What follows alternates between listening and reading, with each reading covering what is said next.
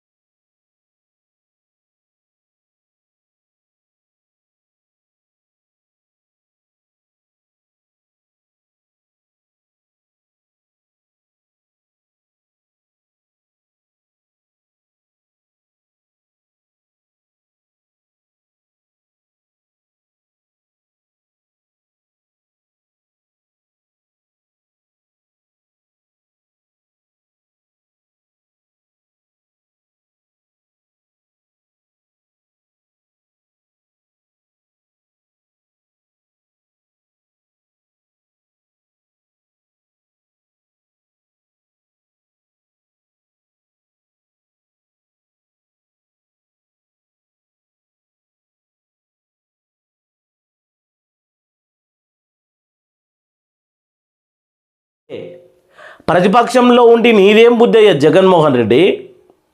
ఇంకా వీళ్ళు వాళ్ళ అమ్మ ఎవరైతే ఈ గొల్లు కాసుకునే వ్యక్తి చనిపోయిండో వాళ్ళ అమ్మ మాట్లాడితే నాకైతే కన్నీళ్ళు వచ్చినాయి. ఏమంటా ఉన్నారట, 1,00,000 రూపాయలు నష్టపరిహారము వాళ్ళ కుటుంబానికి ఇస్తామని చెప్పిందట. 1,00,000 రూపాయలు. ఆయనకు 2 పిల్లలు. 1,00,000 రూపాయలు దేనికి సరిపోతాయి? ఆయన చనిపోయిన అంత్యక్రియలకే 1,00,000 రూపాయల ఖర్చు అవుతుంది. జగన్మోహన్ రెడ్డి 1,00,000 రూపాయలు ఇస్తామని మాట్లాడతాడు. ఇక నిన్న పేపర్ స్టేట్మెంట్లో ఏం వేసుకుంటూ ఒకసారి చూడుర్రి. అప్పలరాజు అరెస్టు ముందు ఒకసారి ఈ వీడియో చూడుర్రి. అప్పలరాజు అరెస్ట్ అయ్యే టైంలో ఆ నినాదాలు, ఆ కథలు చూడండి ఒకసారి.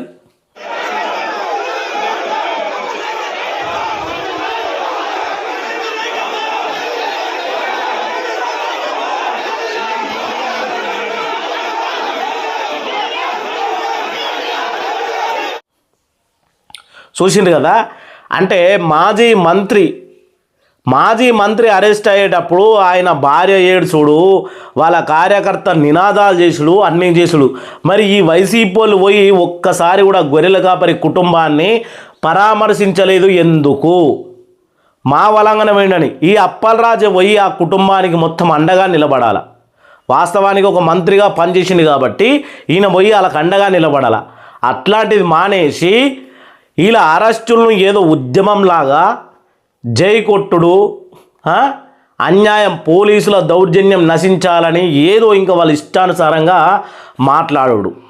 ఏం రాసి నిన్న చూడు, ఇగో అక్రమ కేసులో అప్పలరాజు అరెస్టు. మన అత్యకార నేత, నా వెనకాల ఉంది, మీరు కూడా చదువుకోర్రి. మన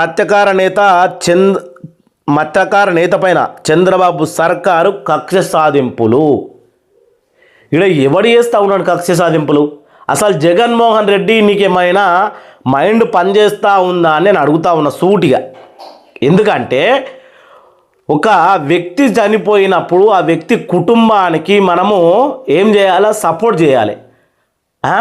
అదే మీ బాబాయో లేకపోతే మీ ఇంట్లో ఇంకో వేరే వ్యక్తి ఎవరైనా చనిపోయి ఉంటే, లేదు మీ వైసీపీ వాడెవడు నాగార్జున యాదవ్ తెలంగాణ సీఎంను తిట్టి అరెస్ట్ అయితే నానా హంగామా చేసిండ్రు. అరెస్ట్ అయితేనే మరి ఇక్కడ ఒక వ్యక్తి ప్రాణమే పోయింది.